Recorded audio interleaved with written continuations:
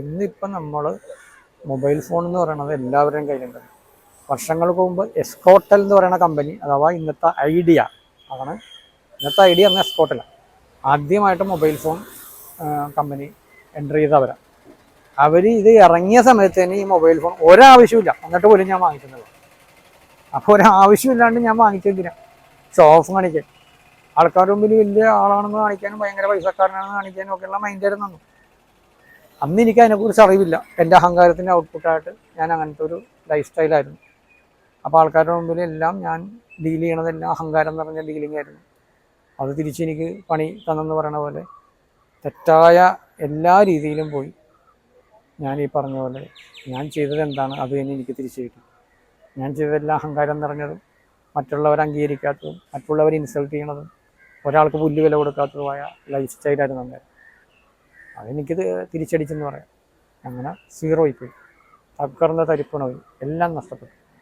അങ്ങനെ ജീവിതത്തിൽ തണ്ടേണ്ട അവസ്ഥയിലും എല്ലാവരും ഒറ്റപ്പെടുന്ന അവസ്ഥയിലൊക്കെ പോയി. ആ ജീവിതത്തിൽ നിന്ന് ഞാൻ പഠിച്ച എക്സ്പീരിയൻസിൽ നിന്നാണ് ഇന്നത്തെ ഒരു ലൈഫ്. ഇന്നിപ്പോൾ നിങ്ങളെൻ്റെ വീഡിയോ കണ്ടെങ്കിൽ ഇപ്പോൾ ആകുന്ന ഈ ഒരു ലൈഫ് സ്റ്റൈലിലോട്ടായത് കുറേയധികം എക്സ്പീരിയൻസിൽ നിന്ന് തന്നെയാണ്.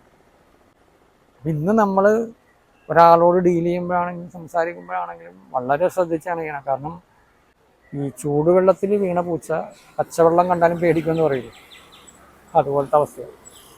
ഞാൻ അത്ര എക്സ്പീരിയൻസ് ചെയ്തിട്ടാണ്. അപ്പം നമ്മൾ എന്താണ് ചെയ്യണത് അത് തന്നെ നമുക്ക് തിരിച്ചു കിട്ടും. നമ്മുടെ നന്മ ചെയ്താൽ നന്മ കിട്ടും, തിന്മ ചെയ്താൽ തിന്മ കിട്ടും.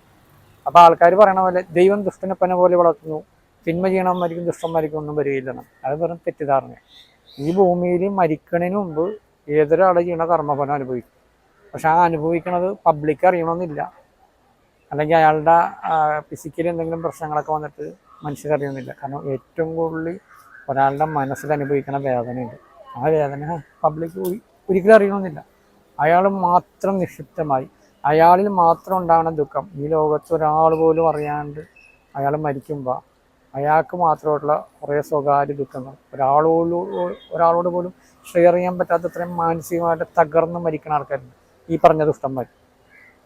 അപ്പം അത് നോക്കുമ്പോൾ ആൾ ചിലപ്പോൾ റിച്ച് ആയിട്ടുള്ള അവസ്ഥയിരിക്കും, വേറെ പ്രശ്നങ്ങളായിട്ട് വന്നില്ല.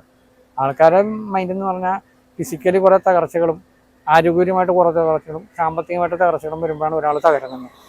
മാനസികമായിട്ട് തകരണത് ഒരാൾക്കും ചിലപ്പോൾ ഗസ് ചെയ്യാൻ പറ്റില്ല, ജഡ്ജ് ചെയ്യാൻ പറ്റില്ല, കാണാൻ പറ്റില്ല. ഏതൊരാളും ചെയ്യണത് അയാൾ അനുഭവിച്ചിരിക്കും. നല്ലതാണെങ്കിൽ നല്ലത്, ചീത്തയാണെങ്കിൽ ചീത്ത.